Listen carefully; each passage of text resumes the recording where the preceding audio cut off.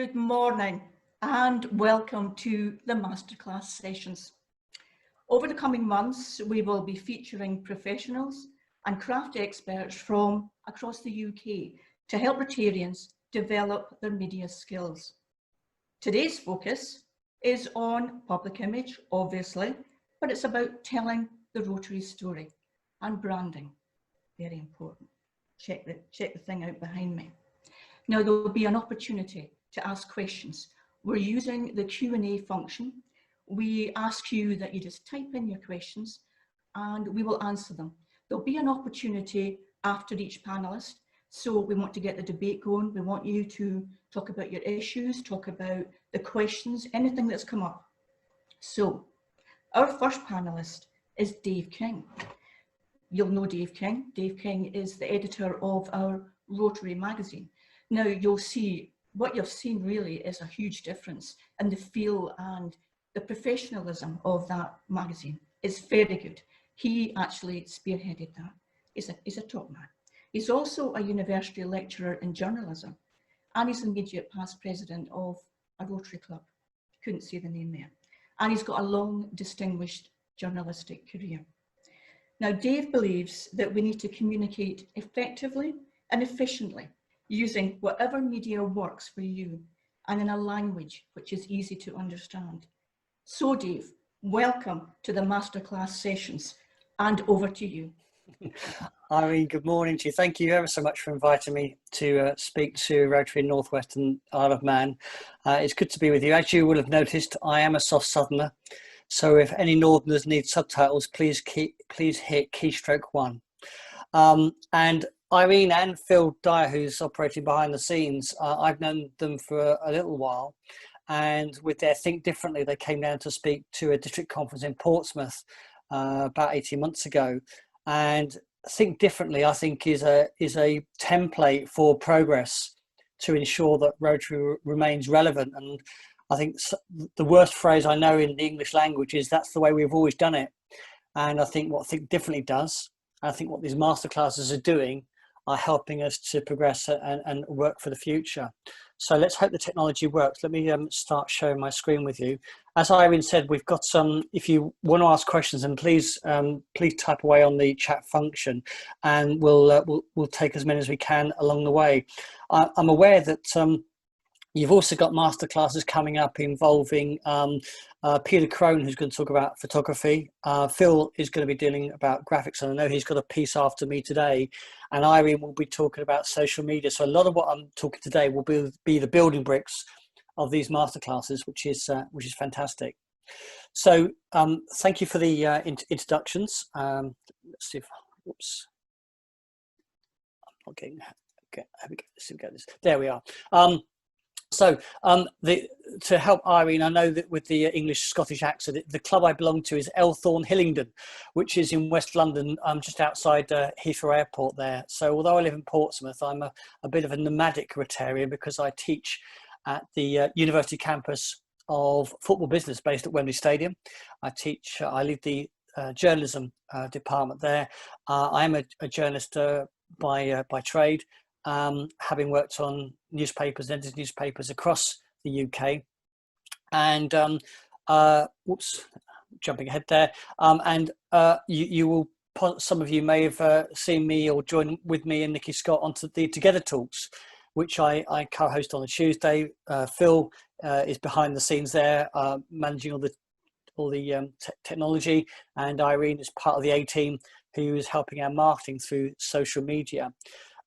But what I need to stress at this outset is, like yourselves, I am just a Rotary volunteer. So, you know, we're all in this together, and we're all using our own skills to help us along the way. And I tell you this background not necessarily to impress, but to merely explain to you my background, since I'm invited a lot to give these sort of talks on this sort of theme. And 2 weeks ago, I was speaking at the Rotary International Virtual Convention with panelists from Singapore, Australia and America, discussing virtual tools which Rotarians can use to build membership.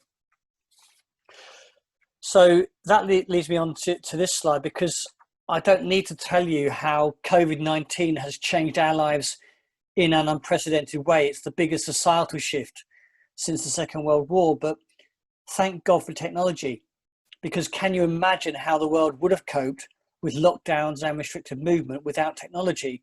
Rotary would have been in a complete shutdown 20 years ago.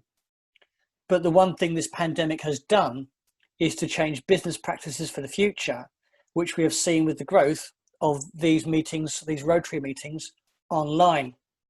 So those of you who were technophobes 3 months ago are now dab hands playing with your cosmic backgrounds on Zoom, and you know where the mute button is.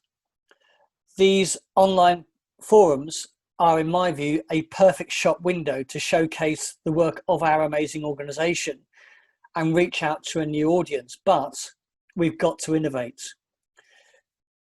In the UK, you know the figures as well as I do, 750,000 people have volunteered for the National Health Service during this pandemic. Hundreds of thousands more are engaged in essential community projects supporting the isolated and the vulnerable. So I'm sure you'll agree, aren't all of these people potential Rotarians? And so now isn't the perfect time to harness those volunteers to Rotary?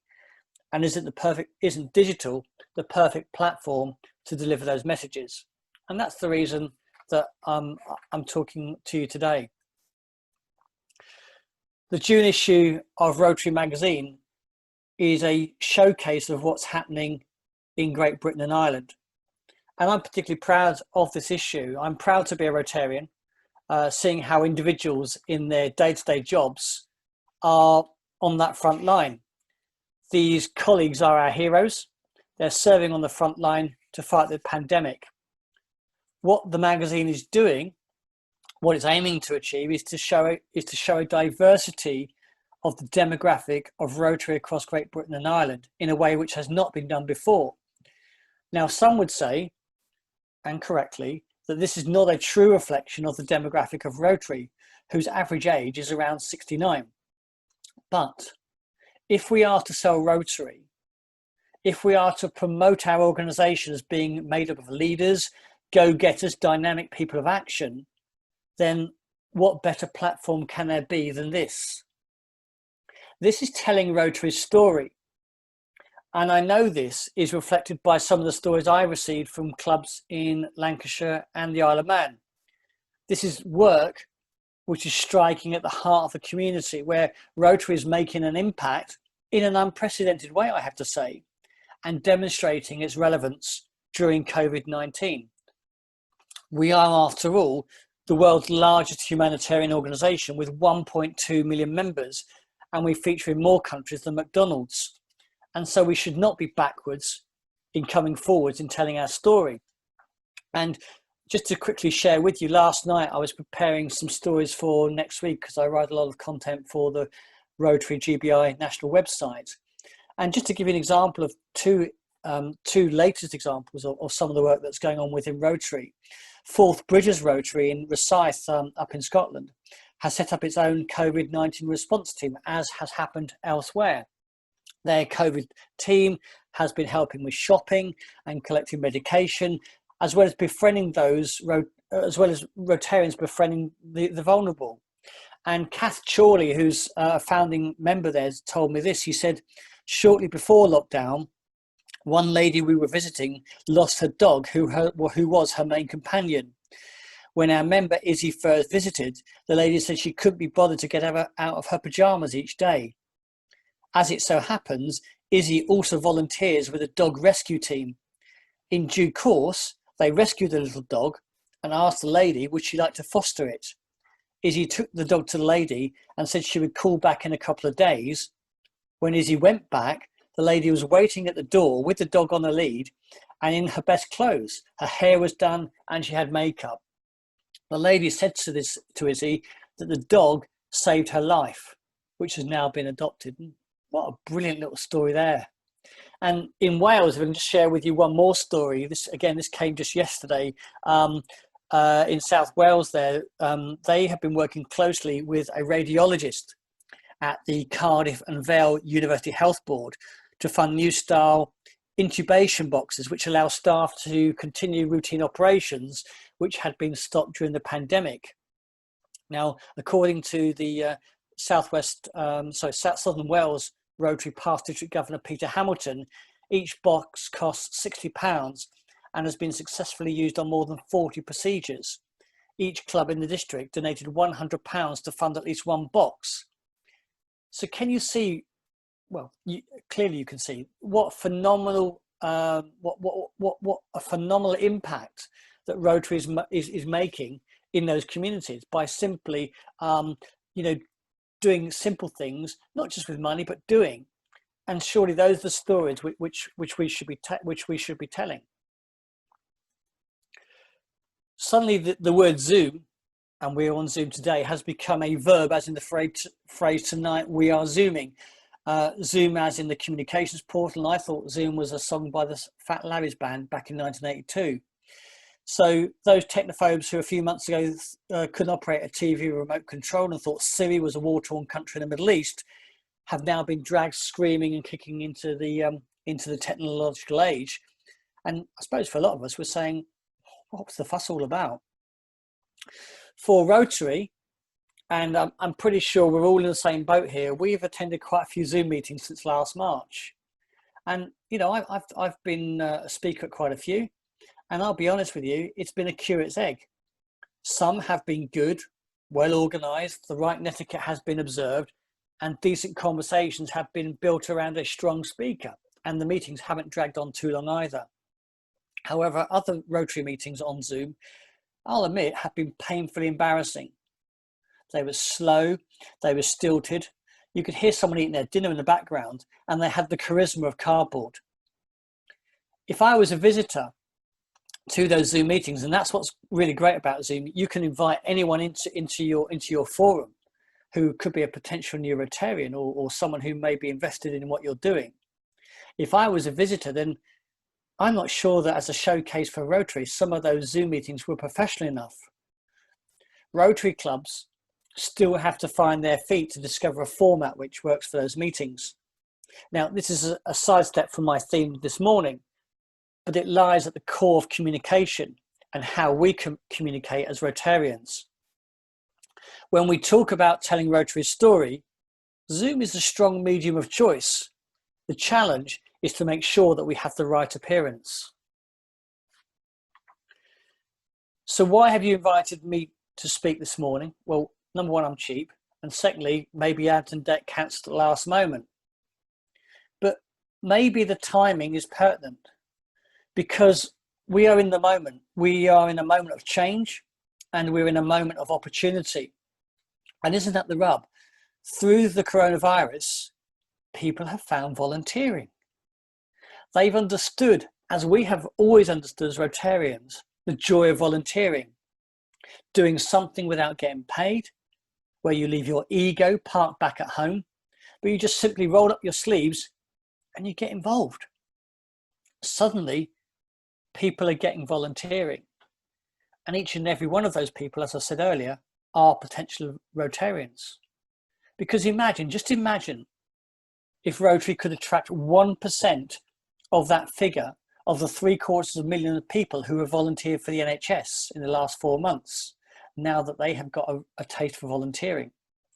That would exceed the current membership figure of around 43,000 for Rotary in these Isles. Now, some may say that's a grotesque thought. Right now, we have people still dying from coronavirus. Nurses and doctors are still on the front line risking their lives, and we're talking about capitalizing on coronavirus. But also, they possess a threat to Rotary in some ways, because there are these community groups who are growing, who are self-contained, who sit outside of Rotary. And once coronavirus and the pandemic has passed, what are they going to be doing? And they may say, well, why should I bother, paying those, whatever it is, £120 a year to join an organisation? What's in it for me when I'm doing this for free? And these are some of the challenges, these are some of the messages we need to be thinking very clearly about over the coming weeks and months. And that's the reason why more than ever is vital that we are standing from the rooftops to tell Rotary's story. And it's why with your district, you need to make sure your public image is strong, focused, and in touch with other aspects of the structure within 1285. membership in particular.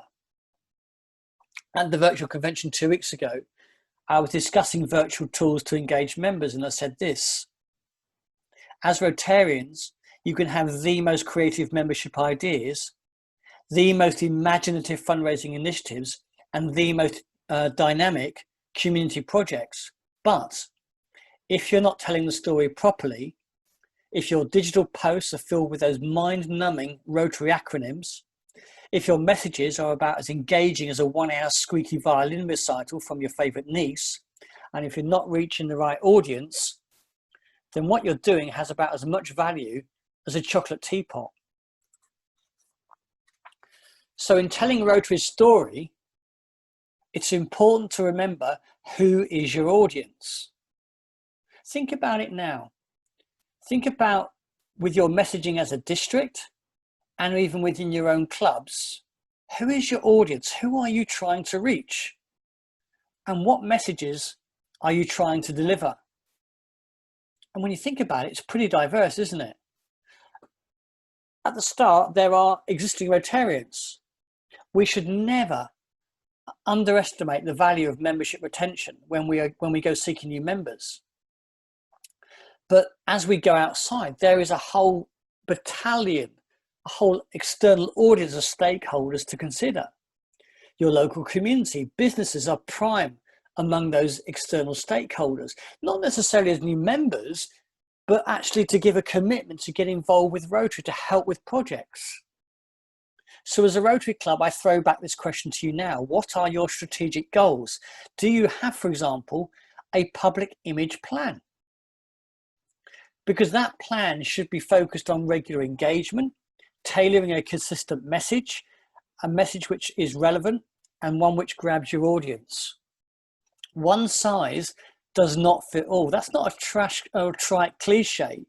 It's actually really important. So the message you deliver to an internal audience, to an internal Rotary audience, must be differentiated for the messaging that you give to an external audience. It stands to reason. So this all comes back to telling Rotary's story, because boy, do we have a story to tell. You know how people outside of Rotary perceive us and our communities. Many of those perceptions are wildly misplaced. So now is the time to change those misperceptions by being active in showcasing the valuable work which you are doing in your communities. This means adopting a proper, well thought out media strategy. And remember what I said earlier about chocolate teapots. And here are a few points to bear in mind. You know, I'll show you, I'll talk in a second about some ideas that you can take up here. Because when you look at the digital world, it is a bit like a digital sweet shop out there. There's so much going on there. You're thinking, well, where do I go? Where do I start? What do I do? But what you've got to remember is this: you are the gatekeepers of news. And I'll explain it this way. I started off in journalism back in the 1980s, in the days of typewriters, and where essentially the media, newspapers, myself as an editor, was the gatekeeper of news. So if you as a Rotary Club wanted to publicise information about what was going on in your community, you had, I guess, two choices. One was to use those old-fashioned printers and put some posters up around the town, or secondly, to contact your local newspaper, no websites, nothing digital at all, and to get something in the paper. And ultimately, depending upon how good your contacts were and whether the editor liked you or not, depending on how much coverage you managed to get in the local rag. Well, that's now all changed, because thanks to the advent of digital media, thanks to the advent, I was just reaching out from my mobile phone, which is on charge. Thanks to this, you are now the gatekeepers of news. You are now in control of your own agenda, because, well, yes, you can use your local newspapers, but they should no longer be exclusive, and actually their audiences are diminishing. But with the media landscape ever changing, you now hold the reins, because we now have digital. So if your social media, by social media I mean, let's say Facebook or Twitter or Instagram, if that is strong, you're going to reach an audience which you haven't found before. If your website is regularly updated and has got good, strong news, again, that's a way of reaching out to your audience. And it sounds a bit like a Heineken ad, but you can reach out to the parts of your community which you've never reached out before. But you've got to do it in a strategic and a thoughtful way. So, and I'm happy to discuss some more detail along the way, because what I put here is basically the kernels of a different presentation that I give on a very specific media strategy which Rotary needs to adopt. But in some ways, if I can say just one more thing about this, there's a phrase in local media called user-generated content. And this is some sort of really naff byword for all newspaper publishers now. And what it is because news organizations are losing journalists. And I know one of my old news organizations, Newsquest, has just announced that they're shelving a load of journalists because advertising revenues are down. They're relying ever more on what's called user-generated content. Now, in old days, that used to be readers' letters.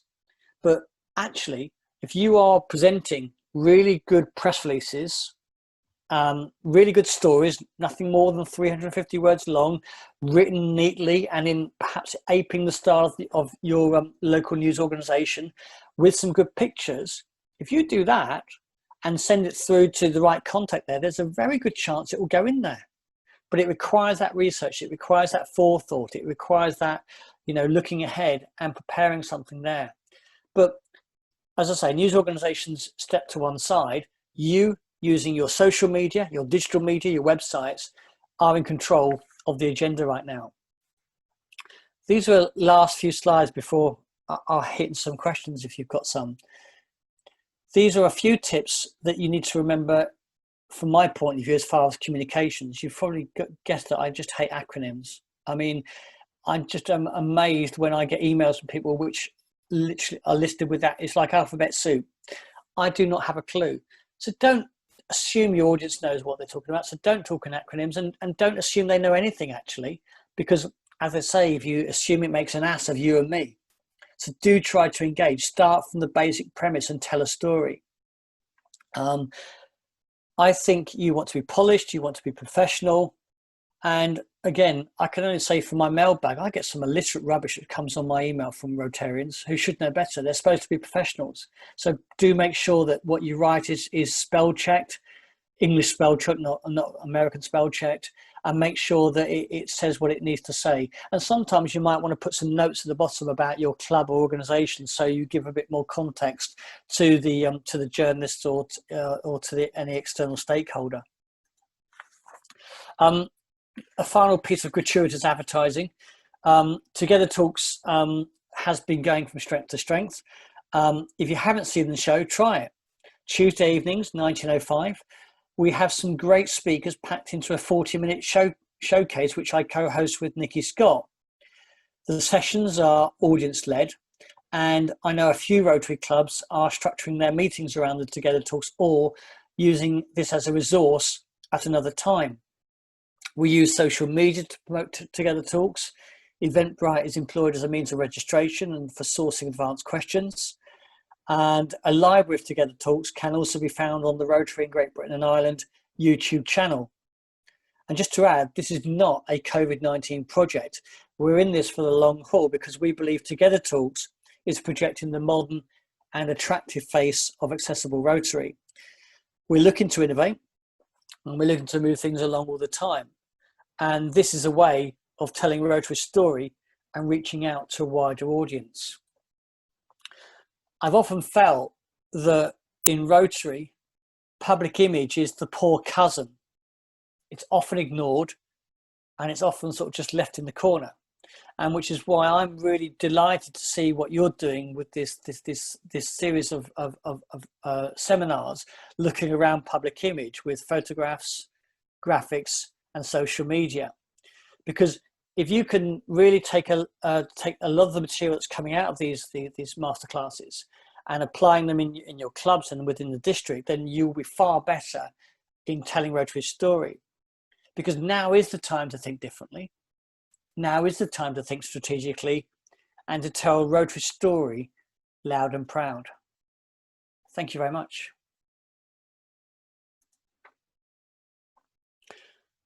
Irene, do you want to go into some questions then? I've got a few that have come up here. Is that okay? Okay. I've got from District Secretary saying plenty to say about Rotary, but where can we say it to reach the COVID-19 volunteers? Quite plenty to say about Rotary, but where can we say it to reach COVID-19? Well, in some, I'm not quite sure of the question there, but you know, I suppose the question is how do we reach the Rotary? How do we reach those COVID-19 volunteers? And in a sense, that is all about your community. That's about your community, your engagement. Now, the thing is, if you're starting from a standing start now, it's going to make the work that much harder. But what I think you need to be thinking, okay, if you're talking from a Rotary Club perspective, when we talked about that digital sweet shop, to my mind, and Irene I don't know, Irene, you might want to come on this one actually, since it's social media, but I would think that your key social media platform for me would be Facebook and LinkedIn, Twitter possibly, but I wouldn't really run with anything else.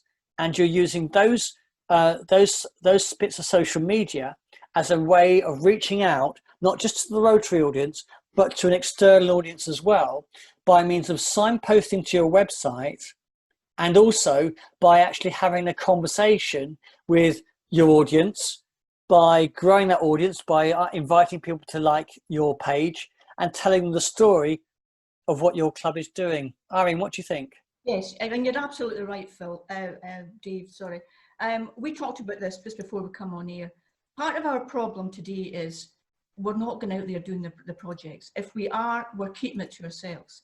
So all we are really posting nowadays are the squares, the celebrity squares, or the handing over of the chains.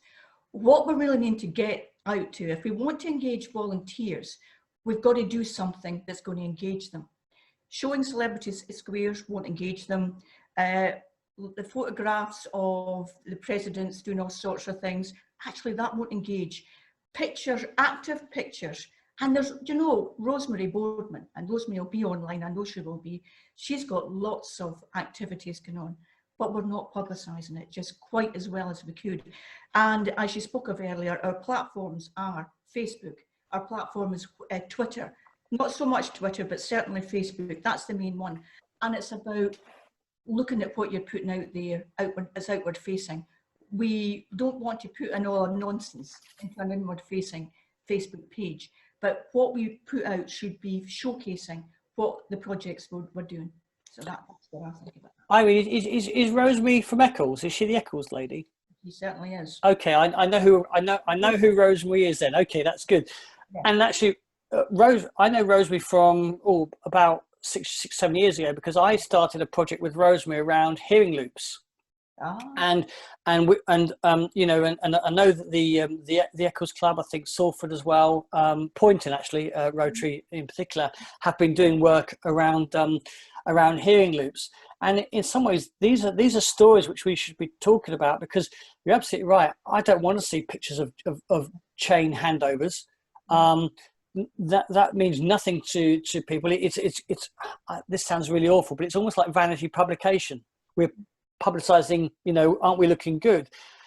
There will be a so what factor to the wider community. That's why I'm thinking about your audience. For the internal Rotary audience, yeah, I'm sure the handovers are fine, but to your external audience, it won't mean a thing. So it's about that messaging really. And I know you'll be dealing specifically with that, Irene, when you talk about social media as part of your masterclass later on this month. That's right. Okay. I've got a few more questions there. Quite a few questions have come in, Dave. Okay. One saying, do all clubs use the National Rotary website? I don't feel it's easy to engage potential new members with library pictures, and it's difficult to navigate for individual clubs. Interesting, that one. So as far as the national website is concerned, what can I say about that? There is a news section on the website, which is really my part there. So this is what I was writing last night, and that's where those two stories that I gave you from Scotland and Wales came from. So that's constantly being updated there to tell the Rotary story. In terms, I'm not sure what they mean by library pictures. There's a lot of graphics up there. There's a lot of materials that is available for clubs to use, and you know, not just within the Rotary GBI site, but the Rotary International site. If you go to the brand centre as public image leads, I'm sure you're aware, there are some great resources there to have. For a new member, I'm not sure that the Rotary GBI site is a good landing page. I think your own club website should be the landing page for them, because actually you're telling them what are we doing, what's in it for them, and what's relevant for them. And this is from Chantel, and thanks for the question, Chantel. You're saying, are there any good standalone sites to look at? Well, you can never, I wouldn't say my club website is a paragon of virtue. It's called Elthorne Hillingdon, and we put up there, I produce a weekly newsletter there, and that may be something you could have a look at perhaps. There's a good website, I think it's Plimpton, which is another a good website down in Devon. A lady called Sam Cross produces a really good example there. Irene, have you got any good examples in the Northwest? Do you want to give a shout out to any of those? I wouldn't want to put them up as exemplars. There are some good ones. There's some that are better than others. There is no doubt, I think, work is needed in all of our websites, because, as you quite rightly said, that's the first port of call. If anyone's looking for Warrington, Eccles, Prescott, they bang the website. If your website's pants, they're not going to go any further. So we can do all we like with social media, but we've got to get that website right. So I'm sure they're up there. Now, I've seen a great question here from Lee Wolf, and Lee says, Facebook is our main social media platform. My concern is that my kids won't touch Facebook. They seem to prefer other platforms that are on. A band of 20 and 30-year-olds to your club. That ain't going to happen. If you want to do that, try TikTok. That's a good app. That will work. But you might as well be whistling in the wind. If my club, I don't know what your age of your club is, Irene. We've managed to get 3 new members in, which has reduced our average age to 60. Woohoo! Game on. So, but if I'm looking for members, I'm not thinking about my 28-year-old son to come and join my club. I would love to, but let's be realistic about this one. You know, in truth, actually, I'd probably push him to join Rotaract. That would be the better aim. So I think we need to think about, when I said about who's your audience, we need to be thinking about who are we reaching out to in membership terms as potential new members. And I would say you want to be going for the 40, 50 somethings. That needs to be the generation you're going to. Working professionals who maybe their kids are a little bit older, maybe they're starting to have a little more free time for themselves, because, you know, working professionals who've got young families are not going to commit to Rotary as much as we try to do it.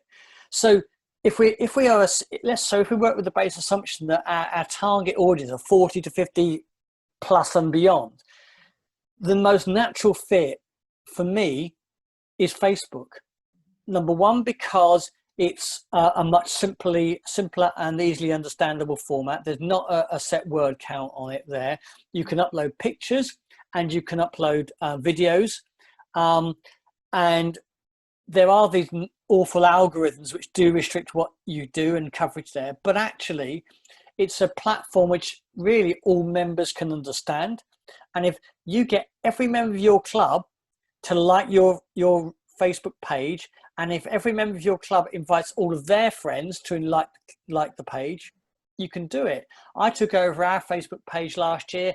We had less than 200 likes on it.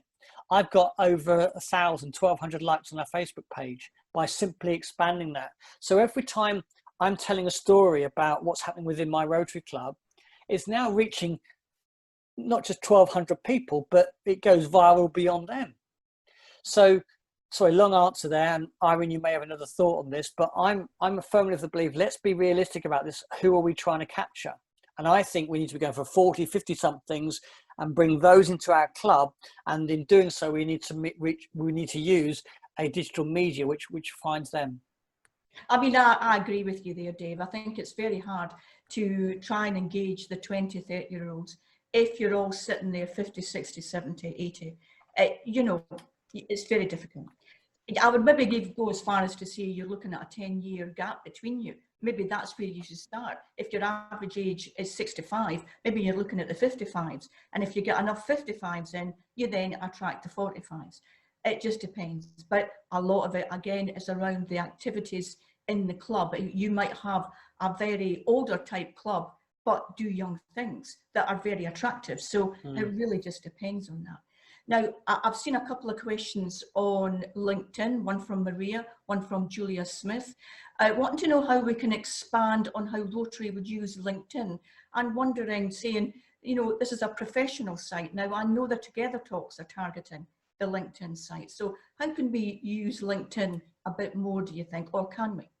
No, I think we can. I think LinkedIn is a really, really good site there. I mean, you see, I think you can use it personally.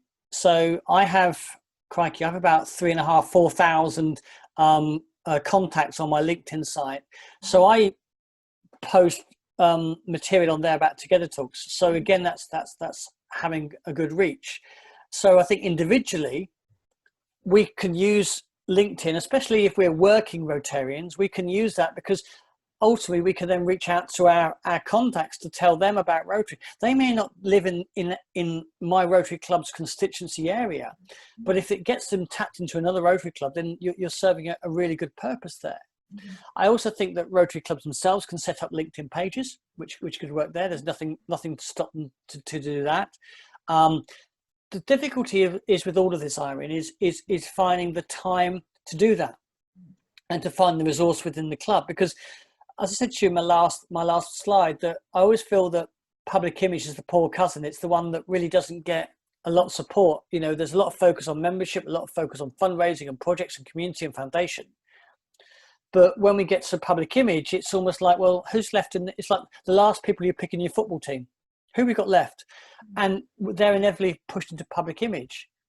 So I think we need to be nurturing public image very strategically there, and actually having someone, say, as a webmaster, someone perhaps looking at social media, even two people look at social media, because you want to be putting up material regularly. I'm not saying loads of material. I'm not saying 4 or 5 stories a day, but in a week, if you as a Rotary club could be pushing stuff up on LinkedIn or on Facebook at least 2 or 3 times a week, and with pictures and with conversations and promoting what you're doing and signposting to your website, then that's going to engage your audience far better.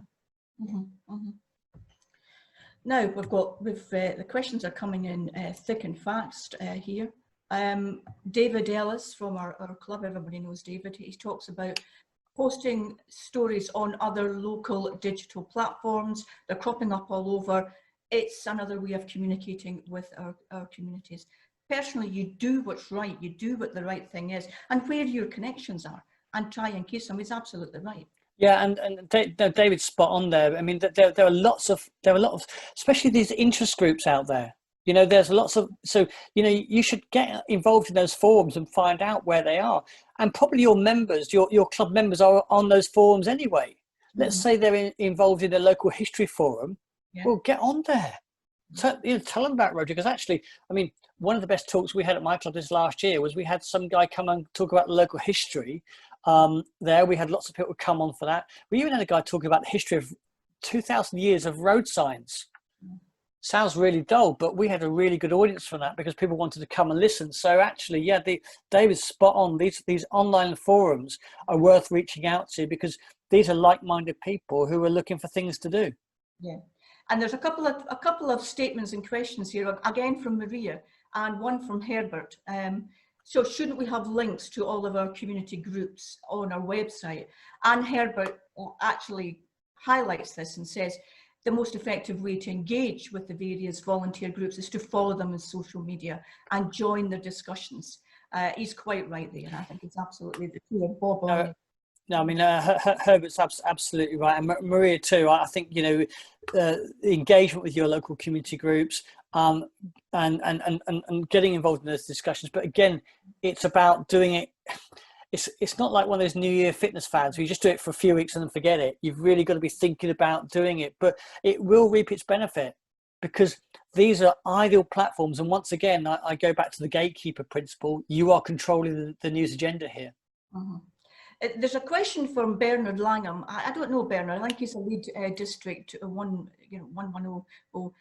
He talks about the website, and he's saying that people don't have time to read long essays on a landing page. They want to know the essentials, and this goes back to your website being relevant. It says some landing pages start with featured pages, whereas others start with about us. And it seems that we've been given a template and everybody's using it a bit differently. What would you say to that? Yeah, no, Bernard, it's a really good story. I have a few observations about websites here. Let me start with a really controversial thing by saying I think we actually overrate the need for district websites. And I'll tell you why I say that is, if anyone's looking to join Rotary, they're not going to look at the district website. If I want to go to Salford Road, if I'm in Salford, if I'm in Manchester, I want to join Rotary in Manchester, I'm not going to your district website to look at that. So actually, I think we even within my own district, I've had to say to them, look, you're trying to do too much there. The district website is actually very much an internal facing website, if I'm honest with you. Your club website needs to be external facing. And I absolutely agree with the notion about having these long running essays which read like War and Peace. They're an instant turn off. Your landing page, your home page, needs to have an about us. So a description about what your club is, where you meet, what time you meet, and contact details. Now, I put a phone number in there, which all this GDPR rubbish, but I put a contact number in there and I get people who call me, and I put my email address in as well, because I don't care. Just contact me. We've just involved 3 new members. So, you know, that's how it works. So I think with your club website, it should be a straightforward about us and a brief introduction. None of that president's message stuff. Put that inside, and then have links inside to, maybe I have a link on my website, on my Rotary Club website, which is a link to latest news. So you start off with nice short introduction. The template, there's a lot of criticism about Chris Sweeney's template, and I would say this, that you make it what it is. The website can work. It doesn't need to be fancy. It doesn't need to be smoke and lights and jangly stuff. Some good images on there. A good explanation about you, about your club, where you meet, what time you meet, who to contact. Job done. Yeah, quite right. Trish makes a point here, and maybe it's a controversial point too. Previous Rotarians did a wonderful job re-polio, but most younger people don't find it relevant or inspiring. Do you think we need a new major cause? No, I mean, it's a good one. It really is a good one, and we talk about polio fatigue, but actually, do you know what, we found a new cause, haven't we? Yes, with COVID, we have found actually that there's a wider engagement with the community. We need to finish polio.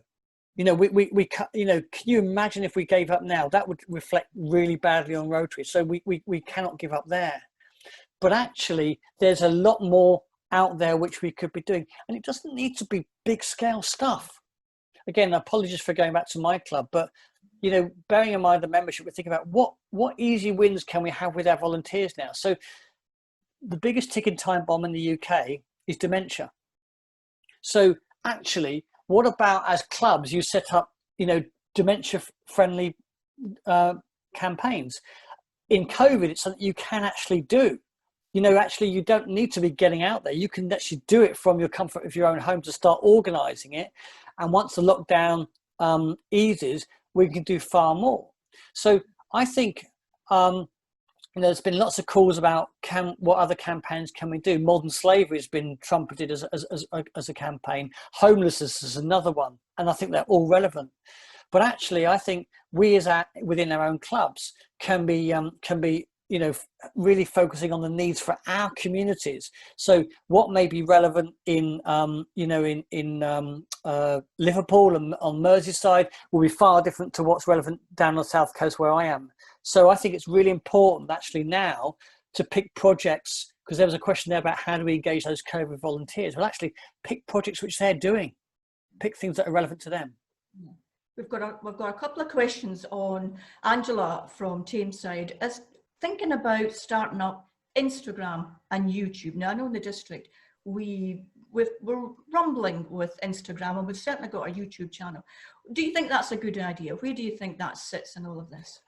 Okay, so YouTube, it is the world's second biggest search engine. So if you've got good video material to put up on there, absolutely use that. But again, you've got to be having regular material to put on YouTube. And with the Together Talks, we've established a YouTube channel there, which is part of the Rotary in Great Britain and Ireland, and that works well. So if as a club you're going to be starting to video regularly, and that's very possible when we come back to face-to-face meetings, I always suggest again using the trusted mobile phone.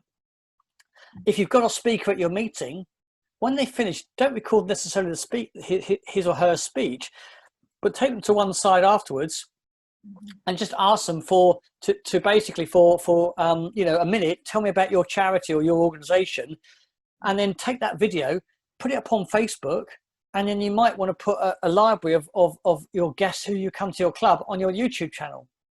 Again, to a new member, it shows the diversity of speakers and why they should come to your club.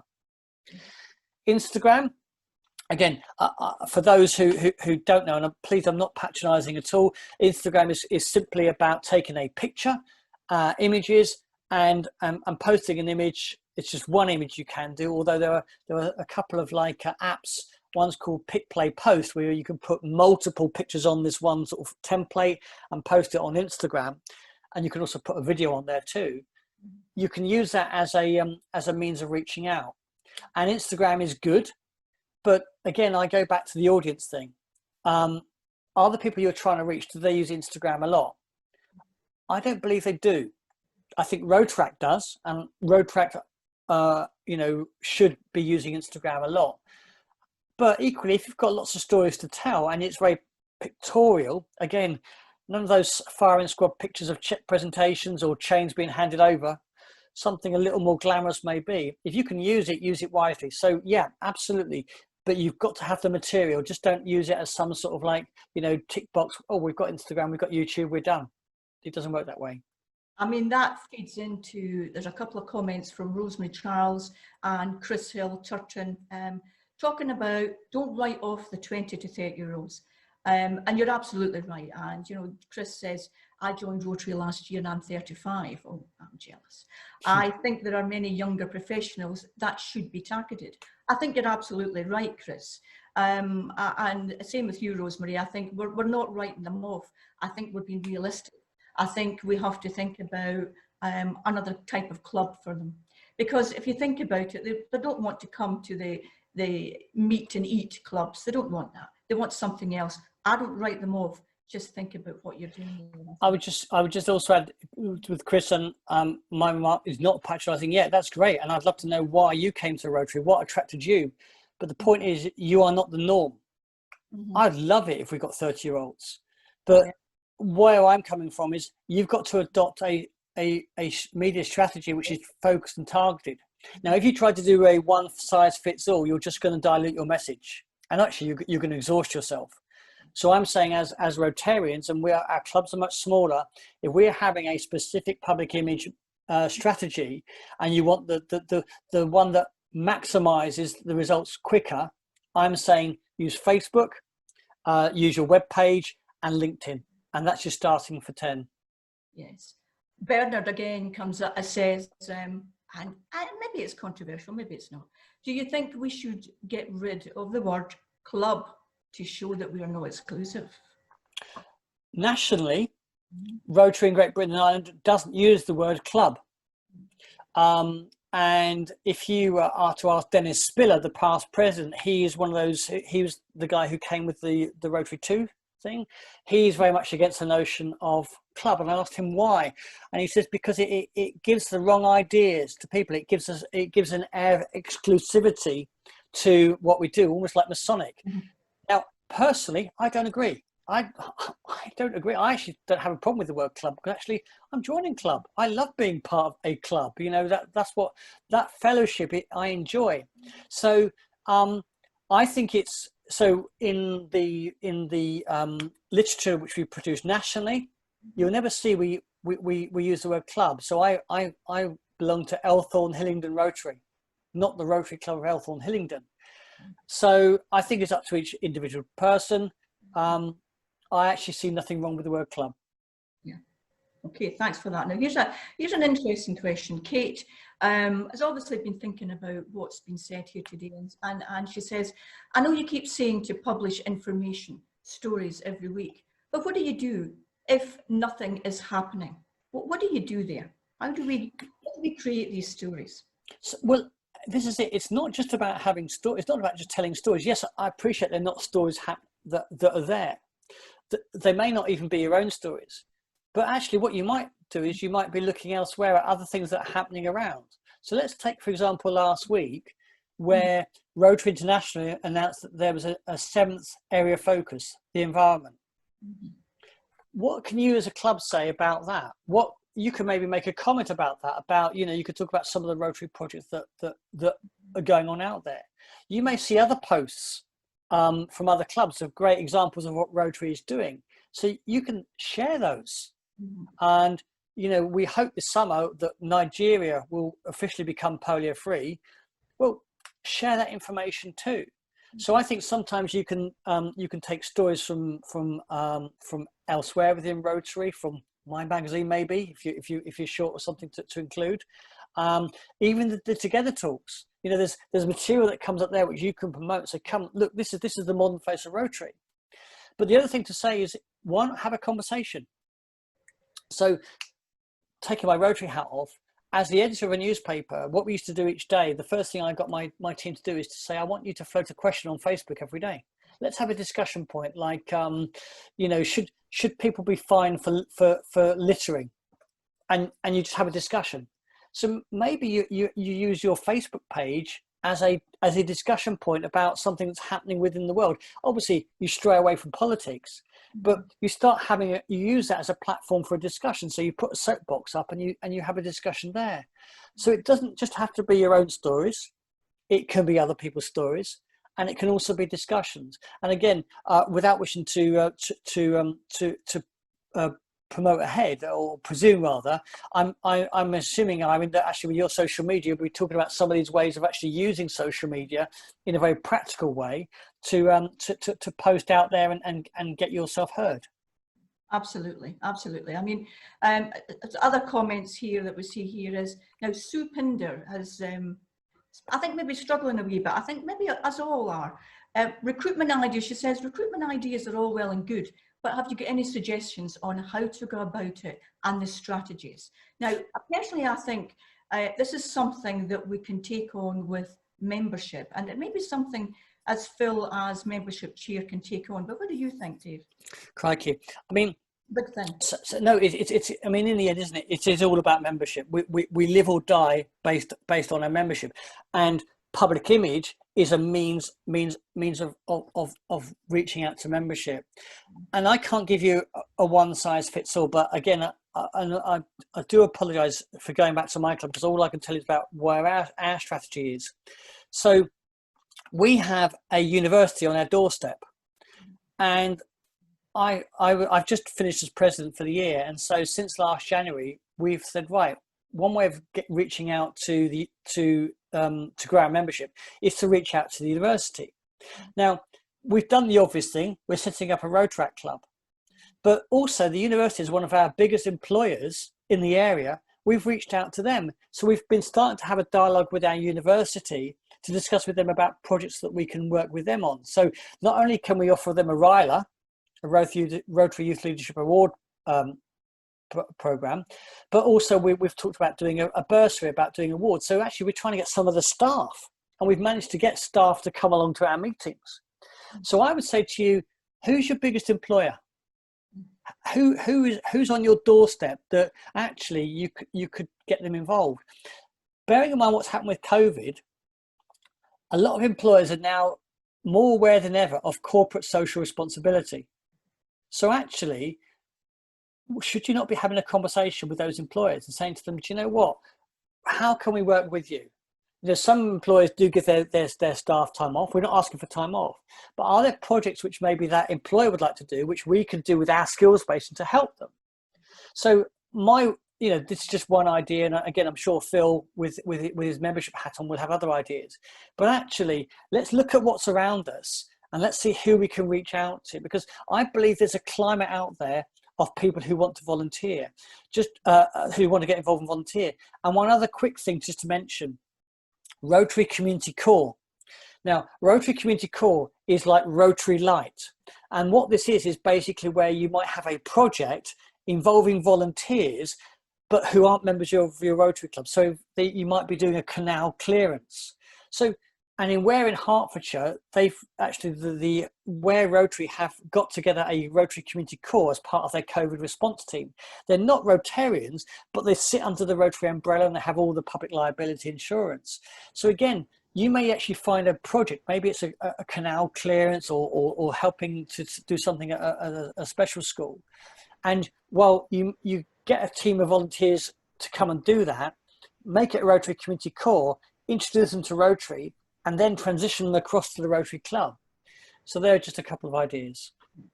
So we're coming to the end of the session. There's a few comments that came in. Linda Ord says that she believes that our volunteers are a bit frustrated because she thinks that 450,000 tasks weren't really given out. They weren't given out enough. So we've got frustrated volunteers. Perhaps we could use them. Brian Spooner from my own club is a great advocate for the community radio stations, and he's suggesting that you might want to contact them. Yeah. And David Ellis, last little word from him, he says, how do we stop clubs from using the big checks in the images? So there's more questions that we could answer, but we've got another presentation. It's just enough for me now to thank you so much, Dave, for coming on. It's been lively. And it's clear we've got new presidents and people want to ask questions. It's been very lively. But there's a couple of things, couple of takeaways here. It's really a strong public image. Have a look at your website. I loved the gatekeepers of news because that is what we are. And to get a strategy, get a media strategy, social media marketing, just get that strategy. And it's individual. I like the idea that actually maybe the district website isn't the thing, it is your own website that you need to be looking at. And it all links to membership and it all links to volunteering. So thanks ever so much for that. That was very lively. So now it takes me to our second panelist. And we all know Phil Dyer. Phil Dyer is an assistant public image coordinator and is considered an expert in Rotary branding.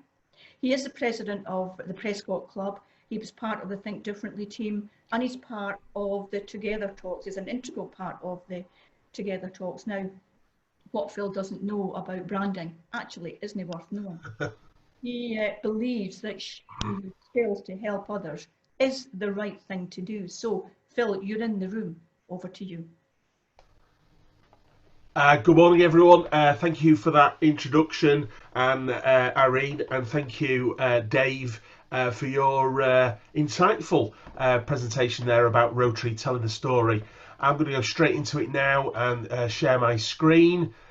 So today we're going to talk about the Rotary Power Brand. I think it is a powerful brand on many levels. So let's kick off. Won't go through that. Phil Dyer, club president of Rotary Prescott, amongst other things, as Irene has said. Just to kick off, I would like to say all about telling the story. If Rotary is about telling our story, what story is being written right now? Something to think about as I go through these next slides. We've all heard the term, people buy with their eyes. and never more so in this world of social media, saturated world of high def, computer enhanced, colour corrected images. The world we live in today, people buy with their eyes, and we need to put out a consistent, exciting, vibrant image for Rotary going forward. Images that we put on our social media can be broadcast from Liverpool to Lima in a matter of seconds. And you think people are only looking in your community? Well, if you've got the hashtags on and you've got the right distribution, it can go across the globe in a blink of an eye. As Dave has said this morning, we're part of an organisation of 1.2 million members. We have global reach, and we need to respect our brand with consistency. There is a whole organisation behind the club, the district, Rotary Great Britain and Ireland, and that is Rotary International. So to coin a famous quote, I think this could be our finest hour. The last few weeks, we've seen a technological tidal wave spread across Rotary, where we've all become Zoom, media, webinar experts. Our clubs are now, we're able to introduce clubs and members to our clubs from across the world. Multi-district meetings, multi-zone meetings, multi-country meetings. This definitely could be our finest hour, as we've talked about. Varying numbers on the 750,000 or 450,000 volunteers that signed up for the NHS, but how do we encourage them to give service to Rotary? Well, in my Rotary world, it's all about projects, and projects are successful if we have the correct branding behind them. And today we are talking about the Rotary Power Brand. We need to be seen to be open for business. And I use that term, business, because we need to engage with the communities that we are serving and make us look alive, exciting and vibrant. How many times do we look back at websites and social media channels that haven't been updated or have poor and inconsistent branding on them? Anyway, to set the scene, I've got a short video that I would like to play. I hope it is exciting for you. It's a generic video, but I hope you enjoy. I will see you in a few minutes.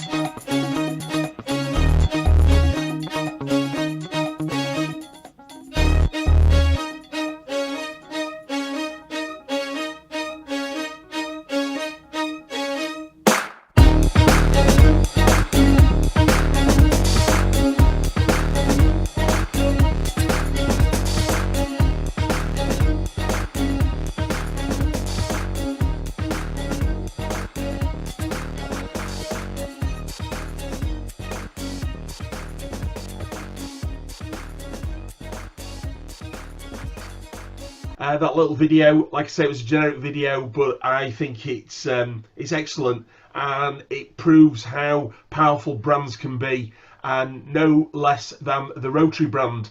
But I believe that we do have a perception issue in Rotary, and there's some people out there that are doing branding really well, but there's also a lot of people that are not doing branding very well at all. We have a perception issue, in my opinion. It's a classic Rotary image. We have people that want to stick with the old legacy brand, which is not. It is old. It's 7 years. It was the change, and it is time for us to stop using it. It is wrong. There's also a lot of rules in Rotary, and I don't want to talk about volumes 1, 2 and 3 today, but I will be talking about the Rotary visual guidelines, and these are available to download if you've got and you should all have, I'm hoping, a Rotary.org account.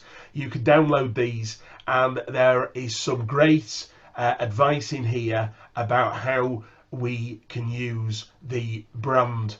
And we need to be aware that we are a global organisation, and we have voice and visual identity guidelines to help us broadcast our voice in the communities that we serve. So we're going to get a little bit techie for a bit now, and talk a little bit about the branding of our organisation. So this is our master brand. This is the way, the iconography that we use to broadcast our brand. This is the standard version of the master brand, but it's available in a simplified format. And as a result of changes to the 2019-20 edition of the Voice and Brand Guidelines, we can now use this version for anything we want. It was originally brought out as a simplified version for use on small print matters, or to be printed small on publications, etc. But it can be used wherever you want. Those that were at the Hamburg convention last year will notice that this was a 60-foot image on the backdrop for most of the screens of the main arena. The wheel, we still have the wheel, and the wheel is referred to as the Mark of Excellence. And the Mark of Excellence can only be used with the Rotary International written round it, and it can be used wherever you are displaying the master brand. It should not be used on its own without some reference to the master brand. Now, here's something. We have an internal theme every year, and it's a very apt internal theme this year. Rotary opens opportunities, but it is an internal theme. You'll have seen a lot of broadcast media this last few days because it was the turn of our year. But this is an internal call to arms for us as Rotarians, and it really should not be used on externally broadcast material. You will see it used on externally broadcast material, but it should really not be used.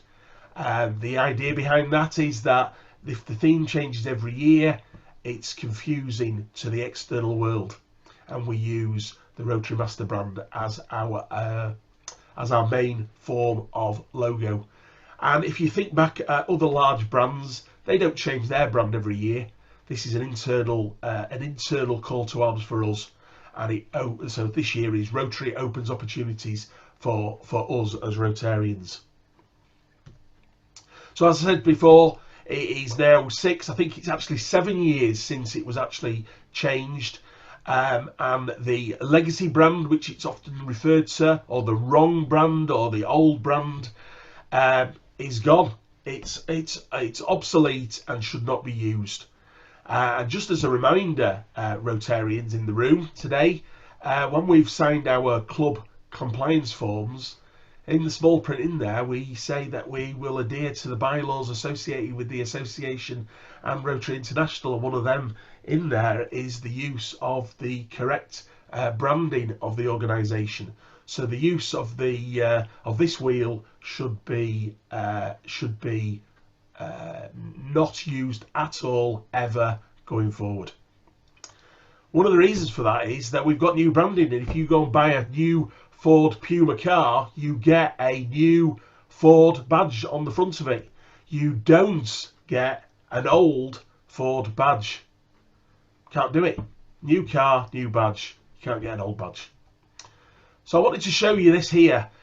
Here are some slides, or a slide here that shows a number of well-known humanitarian and charity-based organisations that we're all familiar with. Again, with the legacy wheel, the old wheel shown. And in my opinion, it gets a little bit lost. You can hardly read the word Rotary International in there, and everyone else's graphic says what it does on the tin, to coin a phrase.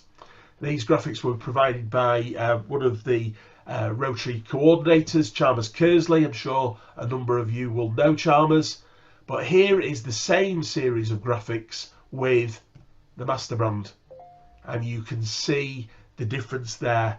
Rotary is clearly displayed. They're all the same size, these images. They're all the same height. Not to confuse anything, I'll just go back there. And there you go again with the Rotary master brand. So that's the master brand, and we should be using it. Now, where do we get hold of this information? As I said, there is some brand guidelines out there, but on the Rotary.org website, once you've logged in, we have a brand centre, and the brand centre is a great resource for us as Rotarians to ensure there is no reason why we're not using the correct logos and icons associated with our organisation. I'm going to spend a little bit of time now just talking through the brand centre. First of all, when you go into the brand centre, you will see there is a section there, people of action, we'll come on to in a minute, the guidelines as I just mentioned, the logos, which we're going to talk about now, some further material, bottom left corner, advertisements which come out, and some images and videos. I have to say, a number of the images on the website are a little American centric for my likes, but there's some good material there, and they are all good on point images. But particularly about logos, when you click on there, there's a raft of logos that we have as an organisation. So just running through the screen there, we have the Rotary logos, which is where you get your master brand and mark of excellence. We have the template, which I'll come on to in a moment. We have the Rotaract and Interact logos and Rota Kids next. Some foundation logos, and then there's a section on theme logos for the internal theme, some polio logos, etc. But I would like to talk to you about the template.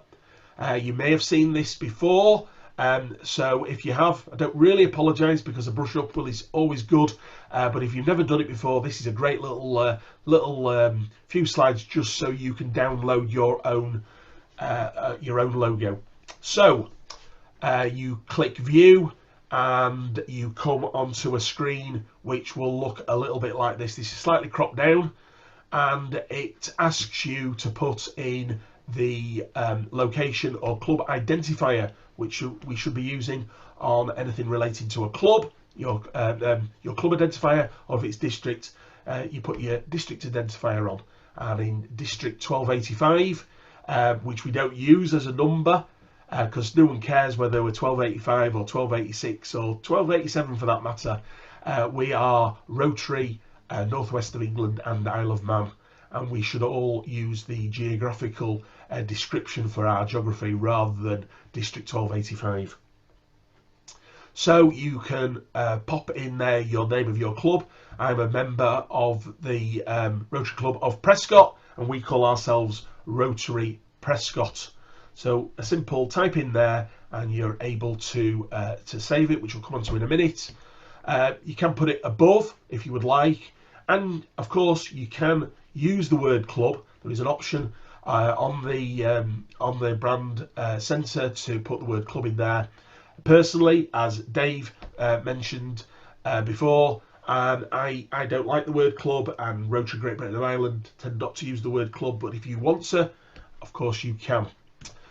You can put your designator on the right hand side of the Mark of Excellence, and there's another option with the word club there. You can also choose to pick the simplified logo. So the standard version is called normal, I believe, and this is the simplified. And of course there's a few colours. So we have azure blue, we have black, and we have the incredibly easy to see white version. But it does come up with a little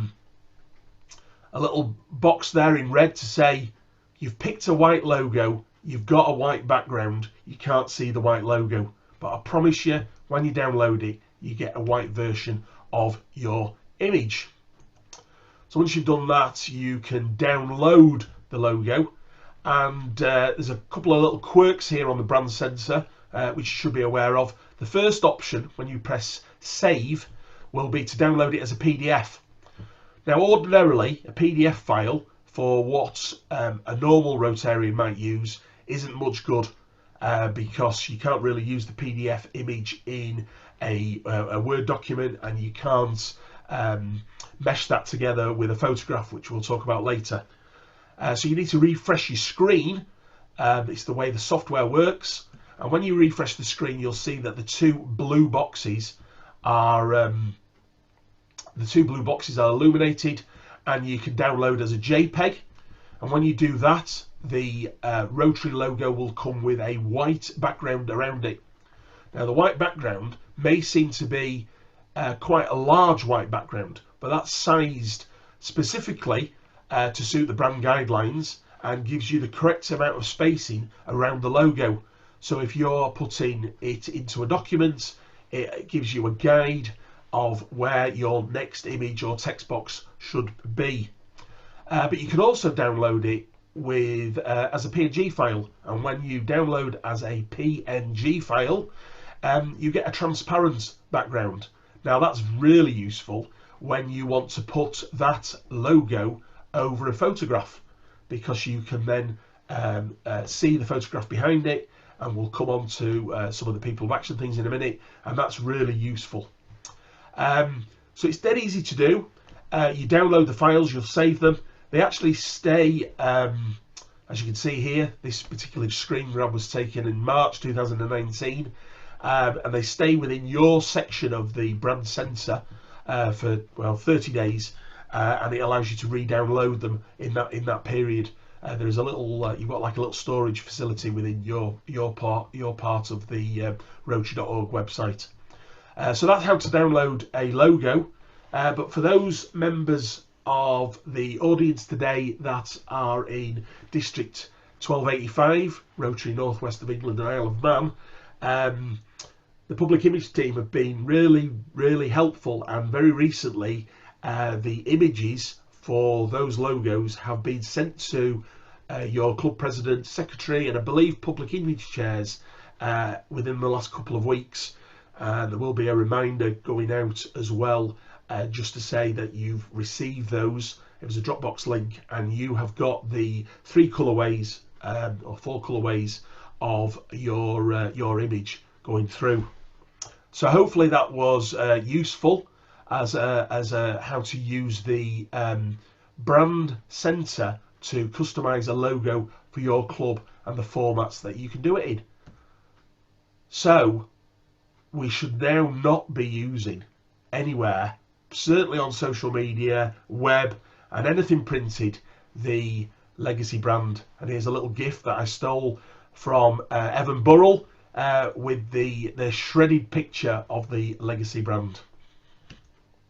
But moving on, we have a like I say, we are a global organisation, and as such there are a few more tools in the brand center toolbox. And now I would like to talk to you a little bit about people of action.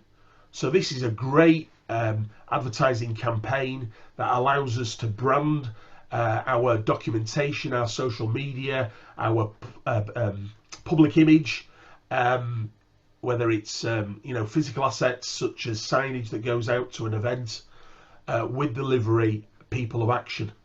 And this is externally broadcastable, no problems at all. And I would just like to talk to you a little bit about that. So we've got the red ring around there, so press the button learn more. Here we have the people of action, and within this section on the website we have a number of logos that you can download. You can download them in a couple of formats. I've shown you them here. So we have a condensed format, which they call stacked, in black, blue and white, and then we have the stretched format in, again, black, the colour, and white as well. But you're also able to create some images on the website with the Together We Transform, and you, I'm sure, have all seen these images being broadcast, but you are able to customize them on the brand centre to suit photographs that you may want to use for your particular event or marketing campaign that you're putting forward.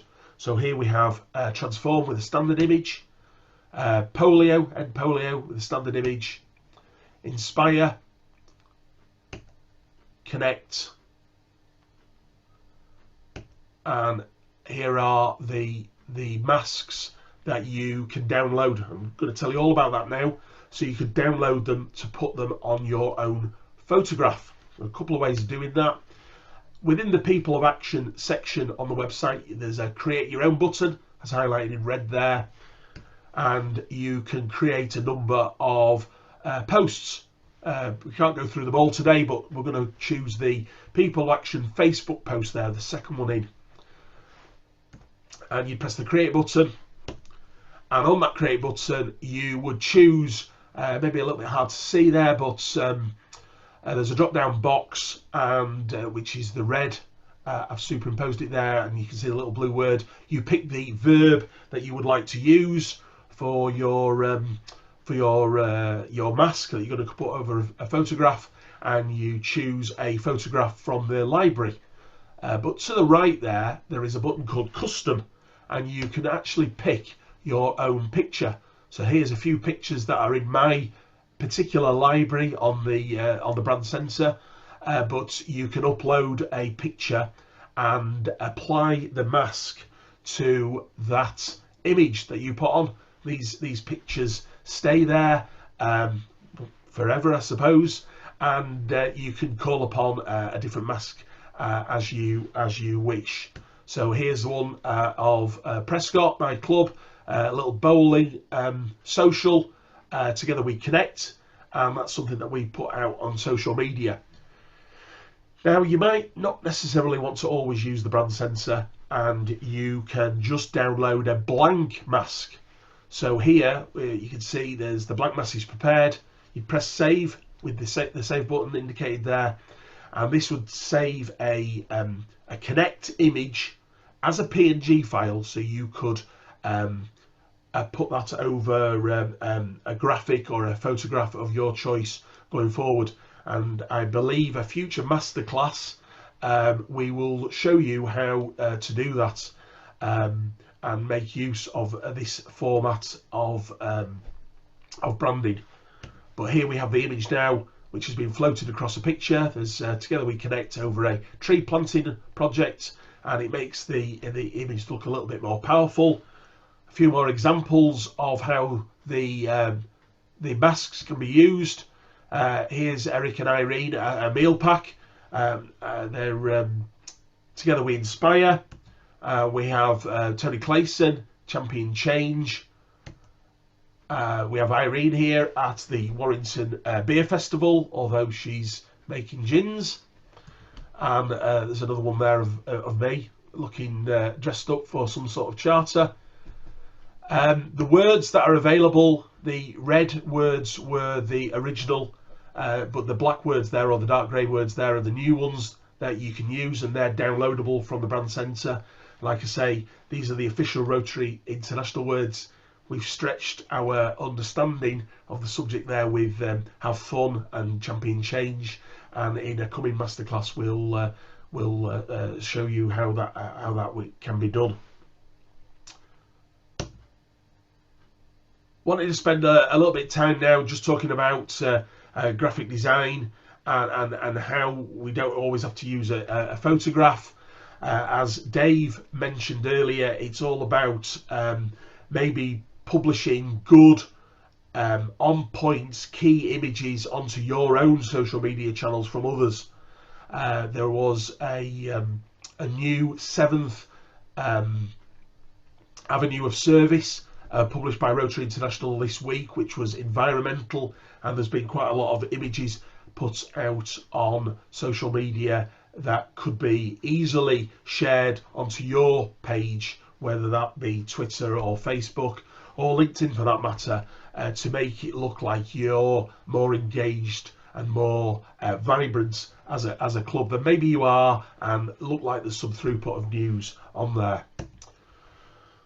So there's a number of different formats. These are not exhaustive, but there's a free-to-use piece of web software called Canva. You can get a pro license, which you pay a monthly subscription for, but some basic functionality allows you to import a photograph, apply some graphics, some text to that particular photograph.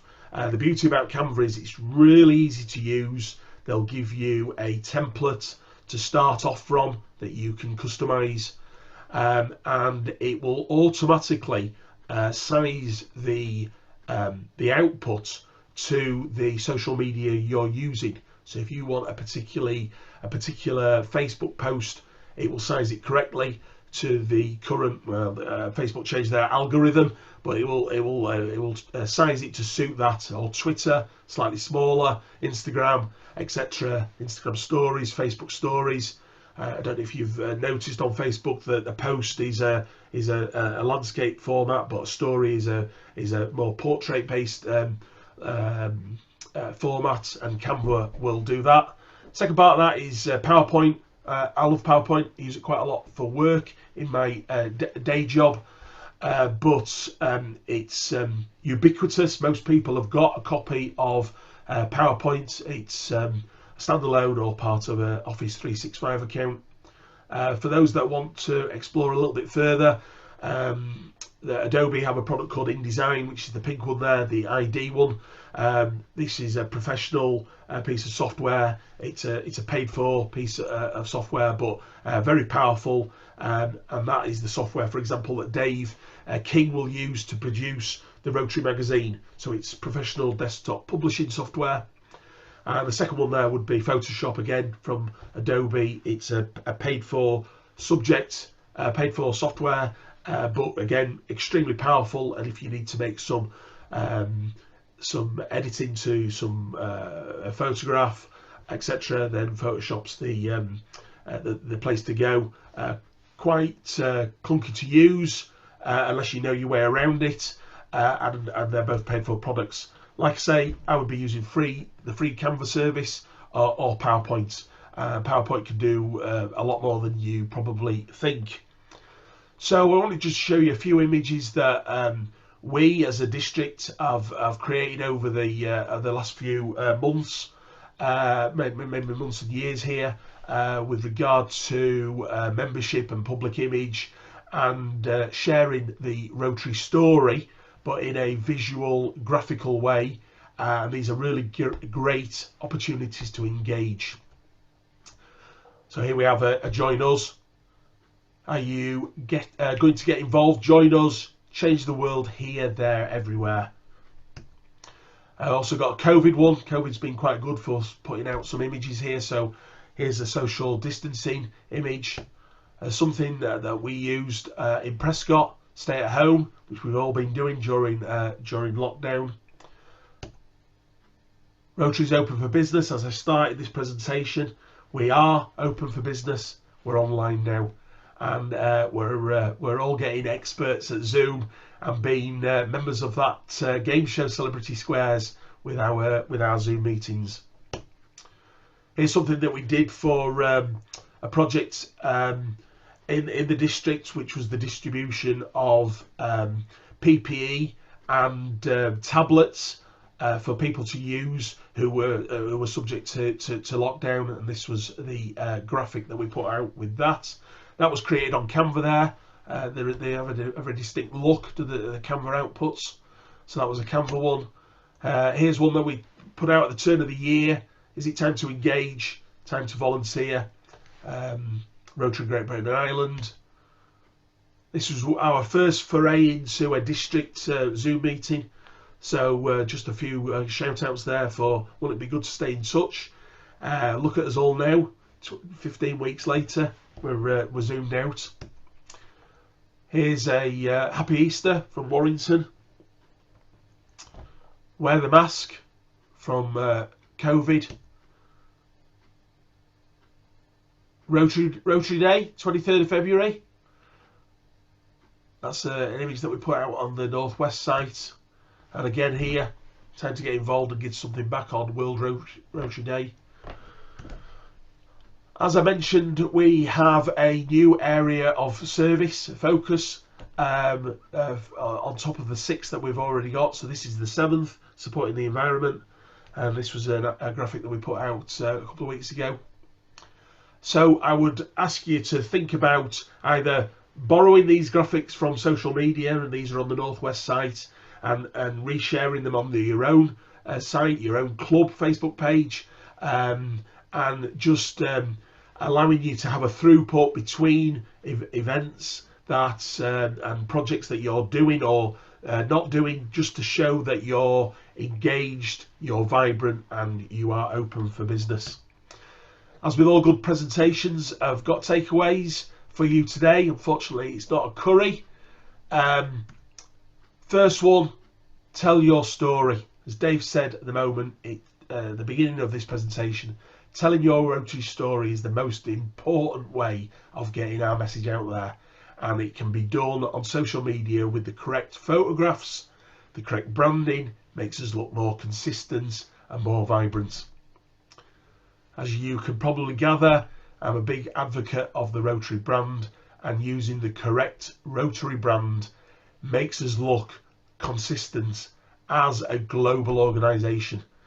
Doesn't make us look flaky and they say, well, there's a little blue image there that I've seen and they haven't posted for a couple of years. If we have the right brand, consistently used with good frequency of posts, it makes us look alive and vibrant.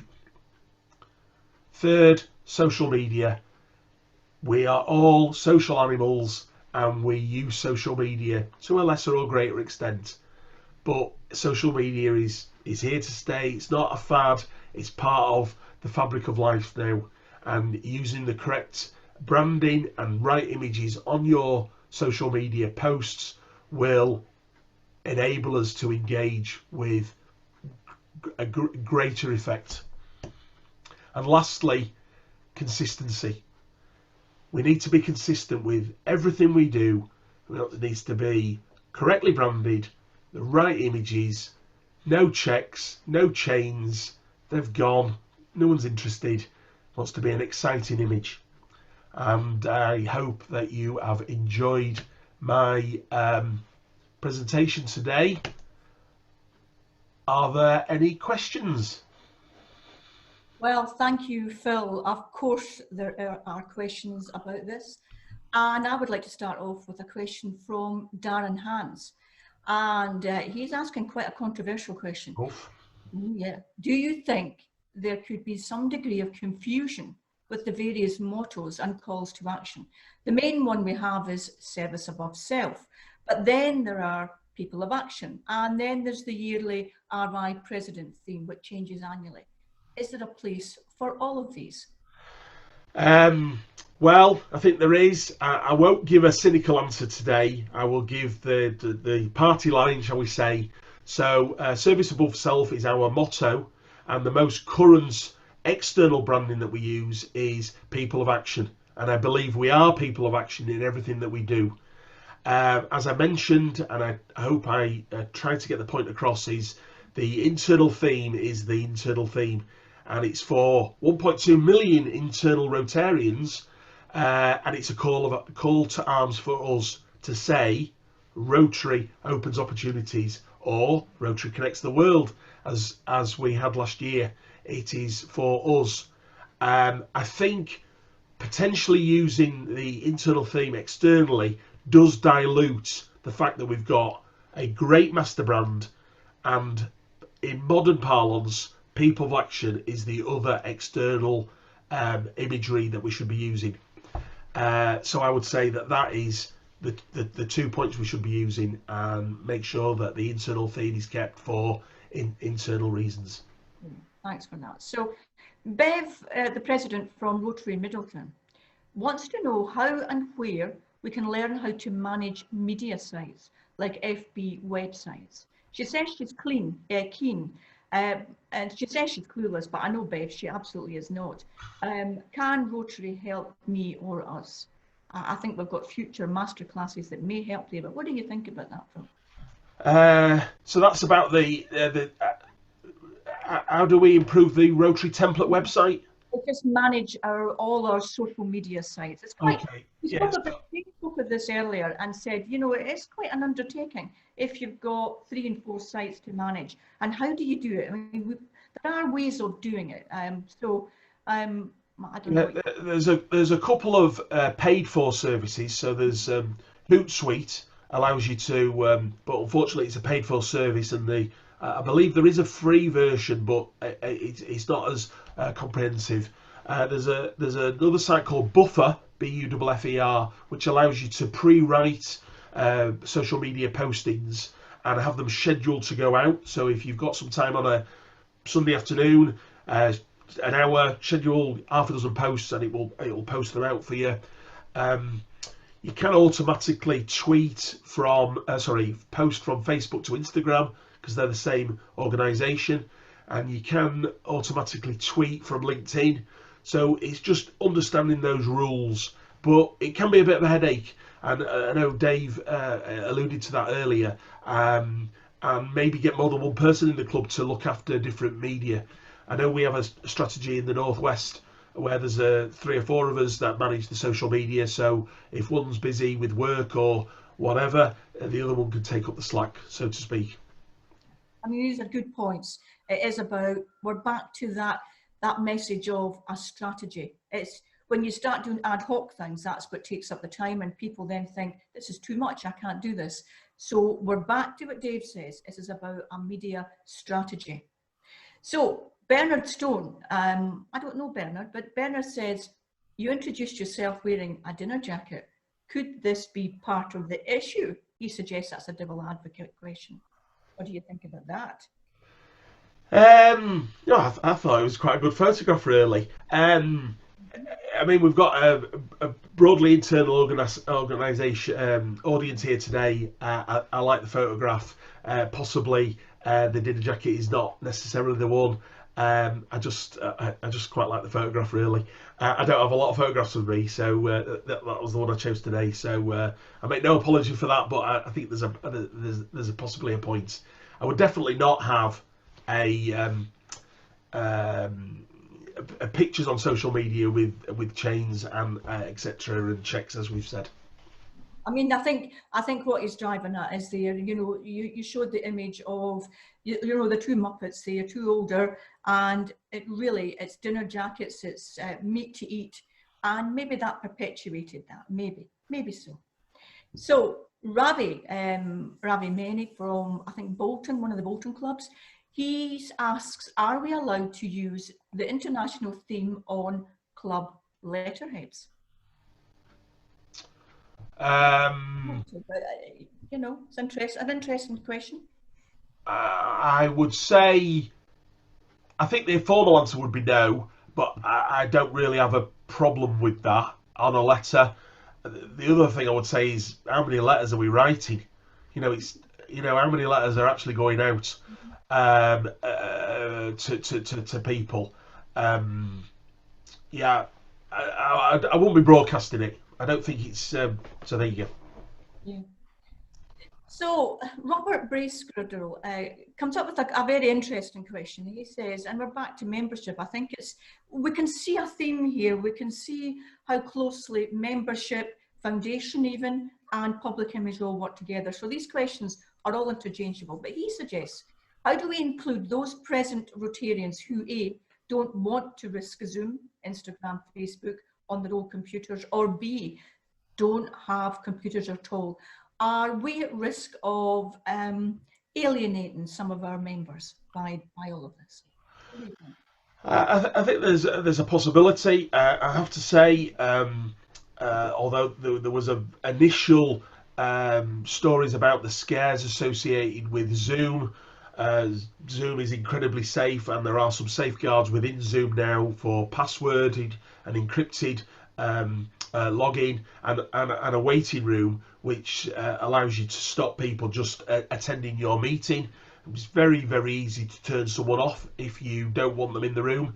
With regard to not having a computer at all, Zoom has a completely integrated dial-in service, so you can dial in from anywhere in the world. Of course, you don't get the same visual interaction, but you can dial in. And certainly, I know and you'll know from work that sometimes Zoom calls we haven't got time to come in on computer, so we'll come in on a voice call. So that's inclusive. My own club, we have a member, 55 years worth of service, and he comes in with a phone call every week. He enjoys it. He enjoys chatting away. He's never seen the Celebrity Squares elements, so he's not missing that. He just thinks it's a multi-party phone call, which works. Well, so thanks for that. I mean, I think, you know, going right back to it, we can always pick up the telephone to our members. We can bob round in a socially distanced way. It is about keeping in contact. I mean, you've just got to do that, whatever means you have, because they are our friends and we want to look after them. Absolutely. So, a technical question here. Phil, what software would you recommend to create a video similar to your opening video? I have to tell you, the ideas were all mine, nothing to do with him. He may have had the software, all mine. So the opening software, the opening little video we did was, don't cringe at this, any professionals in the room, was done on good old-fashioned PowerPoint. So you arrange your slides, you save it, and then you save it as an MP4 player. You put the music in. I have to say, with a little bit of knowledge, it's ridiculously easy to do. Maybe a future masterclass will show you how to do that, but it's bizarrely easy to do. So another question about web images. E. Smith, I don't know if that's a lady or a man, but have used web images, but copyright, is it a worry, or is it? I don't know quite what the question is here, but I think it's all about the copyright images. And you and I have had a discussion about this. Yeah, copyright is a problem. We might want to actually just bring Dave back in here just to talk about this, because Dave knows an awful lot about copyright, and it is a problem. If you haven't taken the image or have responsibility to use that authorization to use that image, you can't use it. So we're involved, as has been mentioned, me and Dave and Irene, with Together Talks, and the images that we do, we make sure they are our images. Now, the images that I've used today, I have access to a licensed account. There is a small cost associated with getting hold of a copyright image, a copyrighted image where I have the license, but I think that adds to the message that we're putting across. It's quite a small cost, and that's why I encourage people, if they see something they like on the Northwest site, share it onto their site. You know, we're all here to share, as it were. But if you haven't taken the photograph, or you have not got permission, I'm afraid you can't use the image. There have been a couple of instances at Rotary Great Britain and Ireland level where costs have been incurred associated with the use of a copyrighted image, so be warned. Yeah, I think Dave wants to say a few words about that. He's come in. Just want to unmute yourself, Dave, and say a few words. Yeah, I'm not going to say much because Phil's covered it really well. I put out guidance last year to all clubs across Great Britain and Ireland about copyright, and Phil's exactly right. We've just had to pay €5,000 for a copyright breach up in Scotland, and it was really innocuous. And what's happening now is if you think, oh, I could just sneak it off the internet and get away with it, there are now these things called bots, where photo agencies who own the copyrights will scour the internet for their images. And if they discover an image which hasn't been paid for, you'll suddenly get an invoice and you as a club will be liable. So this is not something to dismiss lightly. It can be painful. And the club in Scotland, it was for 2 breaches, by the way, has had to pay for those that there. So Phil's point is this, and I'll reiterate, if you do not own the image, if it's not your own work, do not publish. However, you can, if you go to the original author, to the person whose work it is, and ask for permission, more often than not, they will agree for a credit. And just to say, Phil, I've just had the images come over this morning from Captain Tom, who will be on Together Talks later this month. We wanted to promote Captain Tom's talks for Together Talks by just taking an image, but we couldn't do it until we got it from the family. We've got that this morning, and now we can use it. Had we not done so, Phil would have had to run out of Bourbon biscuits because he wouldn't be able to afford anything anymore. Oh, very good, very good. No, it's a big thing, and I know that certainly we worry about, is it copyright, is everything okay there, because you don't want anything coming back, because it is a lot of money here. So Chantel, just going back to the big checks that David mentioned earlier, if no big checks are to be done, how are we going to promote our giving? Any ideas for engaging photo opportunities? What's the alternative here? Anybody? Yeah. Sorry, just give me that one again, Irene, please. Said, if no big checks, then how do we promote our giving? Any ideas for engaging photo opportunities? Well, I think you just need to think about outside of the box. So you can clearly write within the little snapshot, we have given £5,000 to X organisation or £500 to X organisation, but think about the good that money will do. So, for example, if you are sending, if you are buying some food for a meal pack, a food bank, take pictures of the collection of the food potentially. If you are sending on some children, children on a day out, you know, kids out, and then take a picture of the result of the money rather than just the money going over. The money going over is a function of admin. Yes, we've given them 500 quid, but the result is what you want to take a picture of, the outcome. No one's interested that the cheque was handed over at that restaurant at that time. It's the result that matters, and that goes with our people of action. Certainly at our own club, our charter evening, we hand out cheques. It's one of our traditions, if you like. But we did something for Rise Against Hunger, and because I was public image chair at the time and still am, I couldn't possibly have a cheque going out. So I had the impact, I had the amount of money that would represent. So say it was £1,000, and we, in pictorial terms, we actually showed people how many meals that would buy, instead of saying, actually, there's the money. So I'm not so sure our photographer liked it all that much, but I thought I can't possibly put out a cheque. I would be flagged off. So I thought, no. Now somebody's asking a very technical question against Trevor. He wants to know what camera and microphone you're using, and he suggests it's GoPro. I don't know. No, it's not GoPro, I'm afraid. It is the industry standard Logitech C920S, for those that really want to know. Yeah, well, of course it is. Yeah. So Herbert suggests, do you not feel that it's all about confidence building? And he said people initially mistrusted the telephone, and that's with regard to using Zoom and all the rest of it. So that's just a comment here. Yep. And Garvin Crabtree says, the other area to be very aware of when using photographs is safeguarding.